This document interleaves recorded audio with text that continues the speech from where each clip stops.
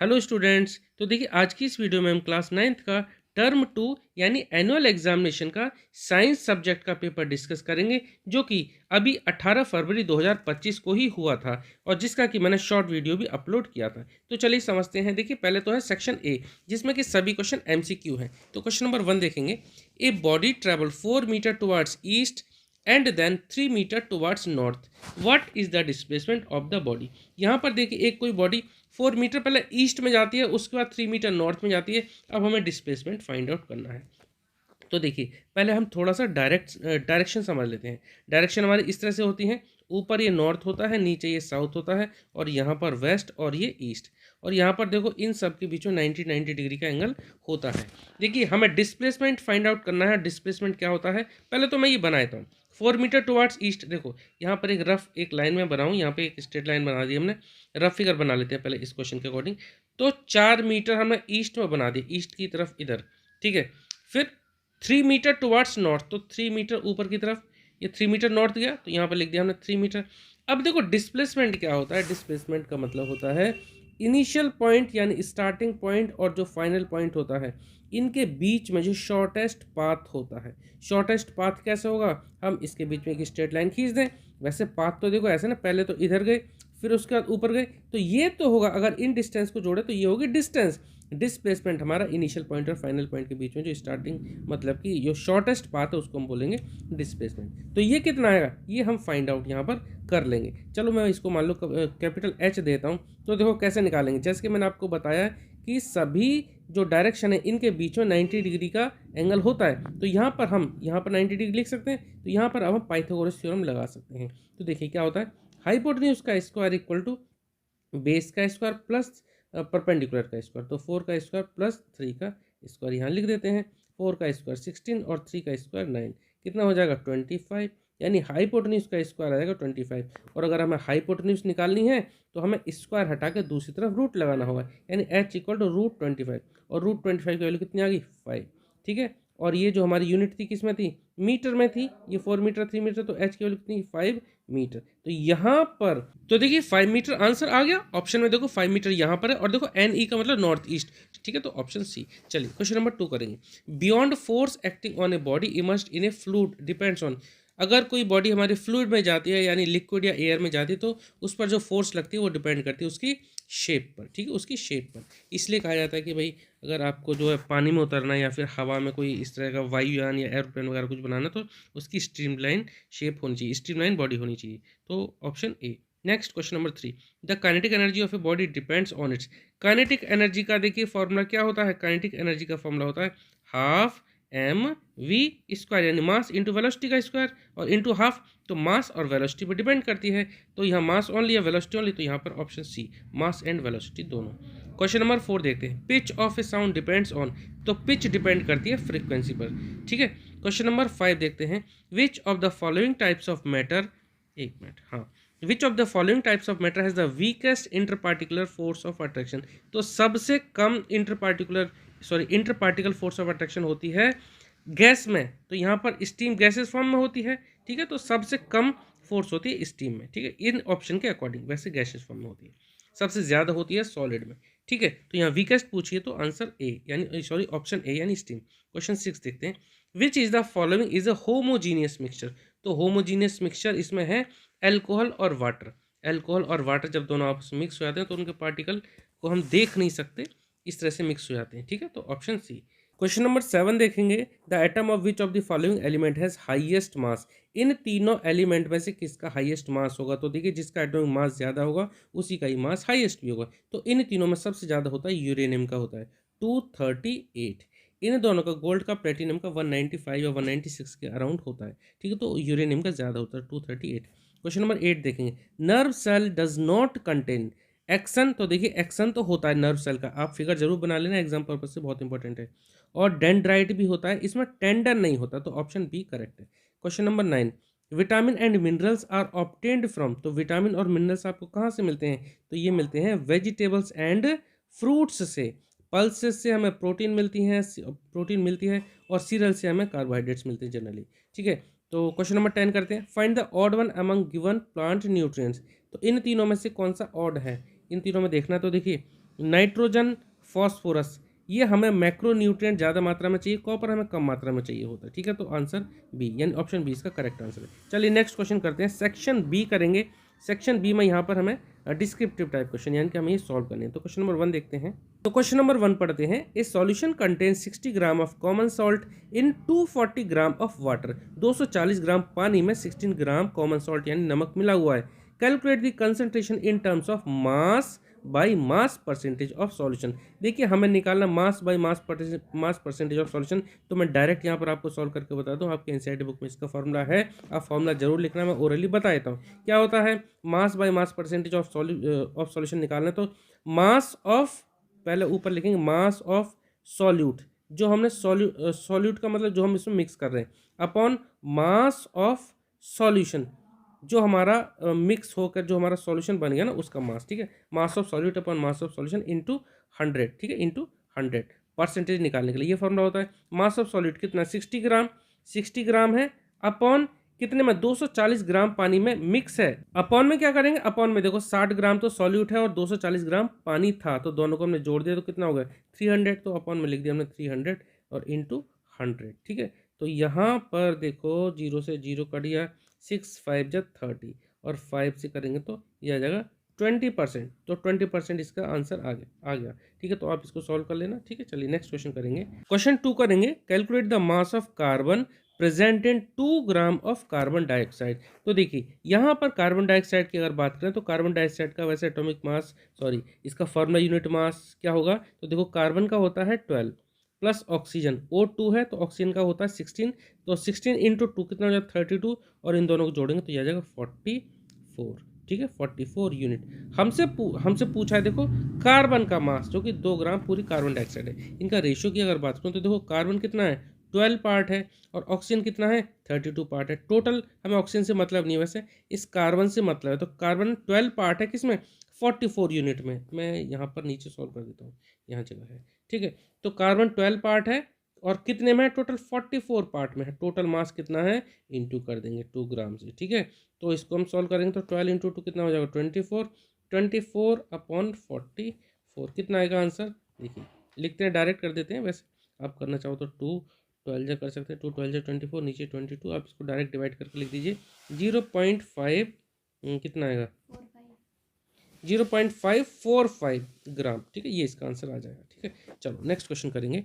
A rocket is moving up with velocity v if the velocity of the rocket is suddenly tripled.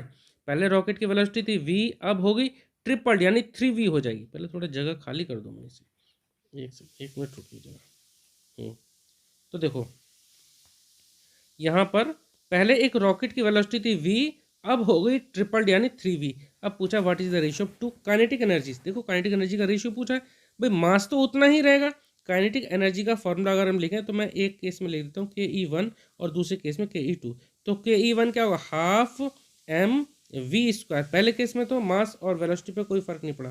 Second case में जो kinetic energy थी वो क्या होगी half m, तो same रहेगा, वेलोसिटी क्या होगी 3 गुना होगी तो 3v, और इसका क्या होगा होल स्क्वायर।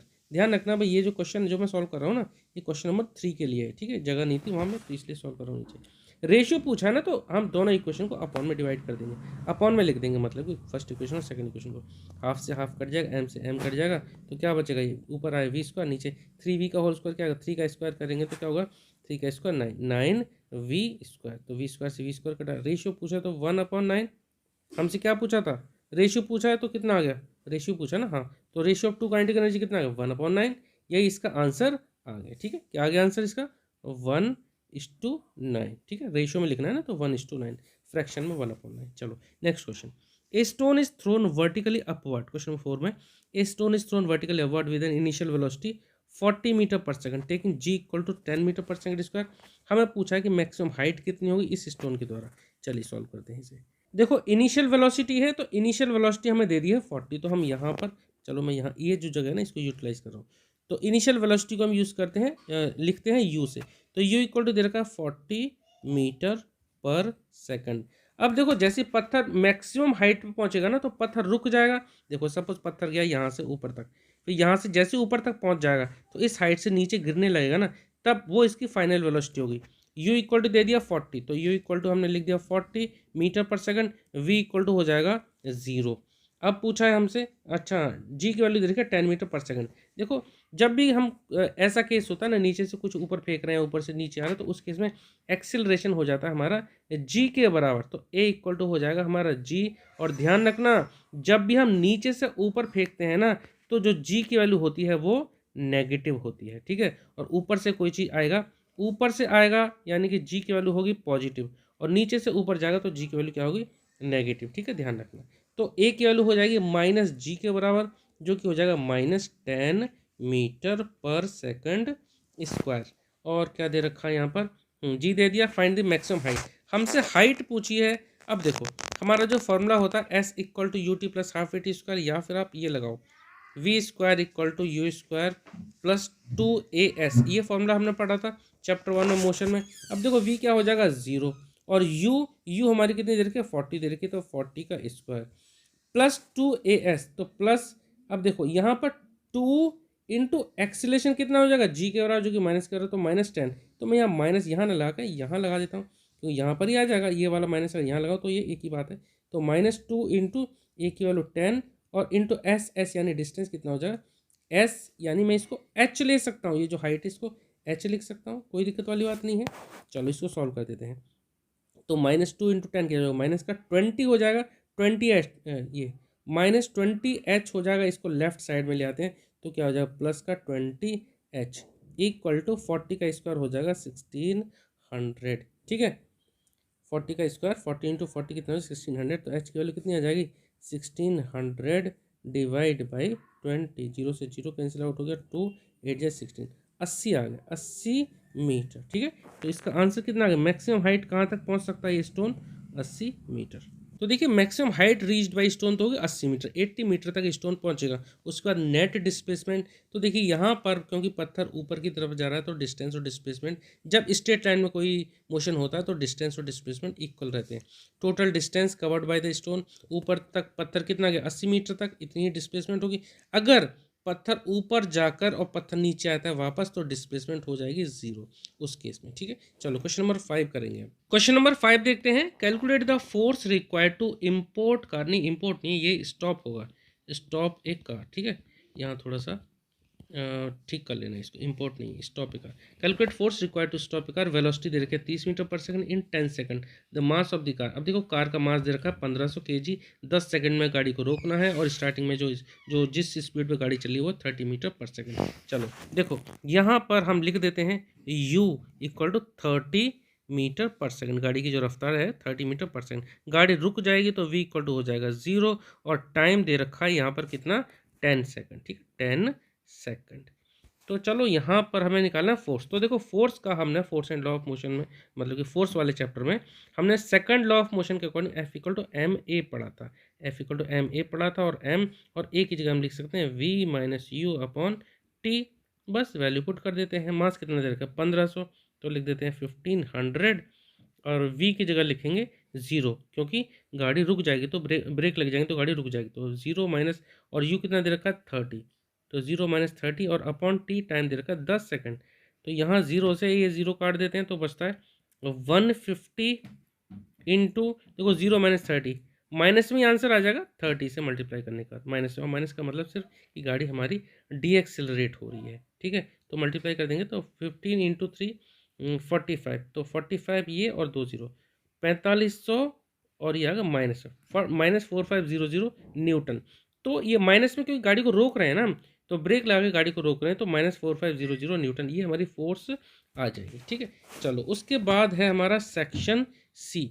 सेक्शन सी में स्टेट द सेकंड, यहाँ पर भी देखिए मिसप्रिंट यहाँ पर छूटा हुआ, second law of motion, second law of motion बताना है, सेकंड लॉ ऑफ मोशन। फिर उसके बाद why does a cricketer pull his hand backward while catching a ball, तो यहाँ पर सेकंड लॉ ऑफ मोशन का आप स्टेटमेंट लिख देंगे, ठीक है। क्या होता है बताइए इसका स्टेटमेंट क्या होता है, rate of change of momentum is directly proportional to the force applied, ये होता है।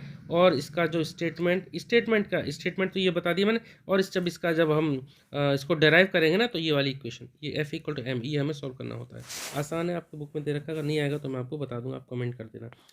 उसके बाद में देखिए, why does a cricketer pull his hands backward while catching a ball, ball को कैच करते समय हम अपना हाथ पीछे की तरफ क्यों करते हैं। थर्ड लॉ के अकॉर्डिंग एक्शन और रिएक्शन बराबर होते हैं, तो हम उसका इफेक्ट कम करने के लिए हाथ को थोड़ा सा पीछे करते हैं, ठीक है, थोड़ा सा कम फोर्स लगती है जो बॉल की हमारे हाथों में लगती है, ठीक है। उसके बाद है question number 2, list the nutrients supplied by air water and soil to the plant. तो ये आप लिख लेना, सॉइल से हमें नाइट्रोजन मिलती है, और भी जो NPK हमारे जो खाद है ना, N यानी नाइट्रोजन, फॉस्फोरस और पोटेशियम, ये सब हमें सॉइल से मिलते हैं।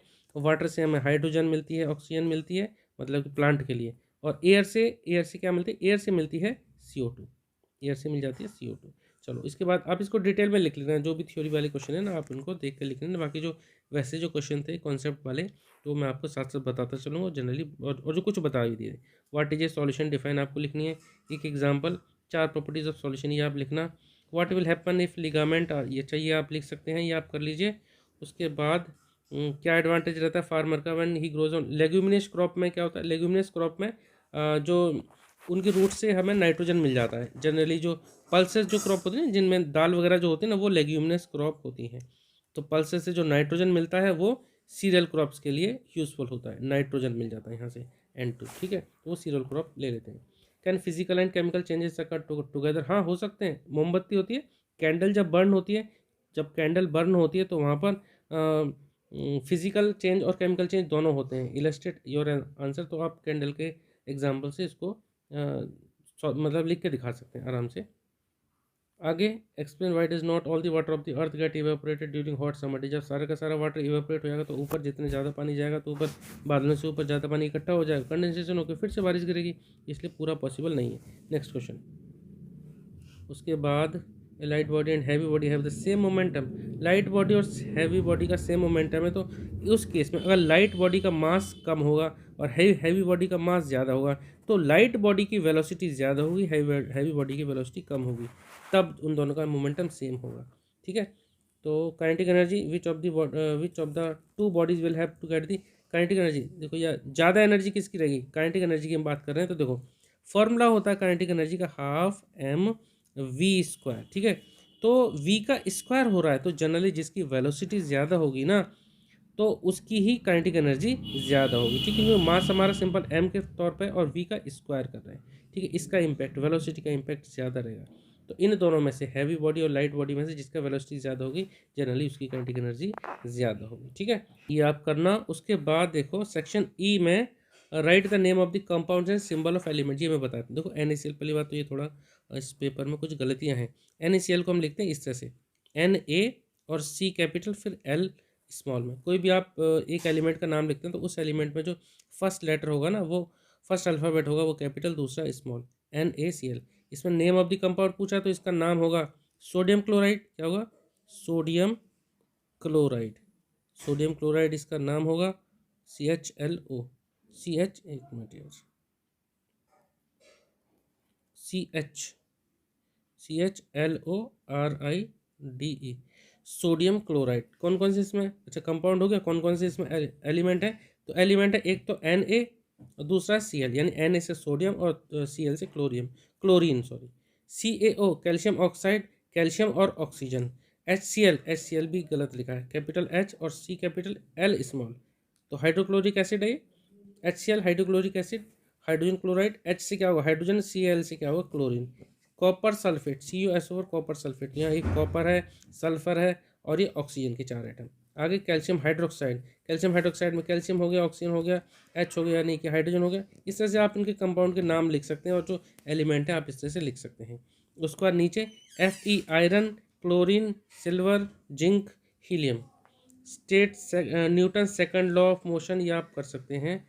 आई थिंक ये क्वेश्चन रिपीट भी है, ये शायद रिपीट भी है। उसके बाद various method of improving crop production, ये आप करना। Diagram of cell division in mitosis, important question है, आपके एग्जाम में भी आ सकते हैं इस तरह के।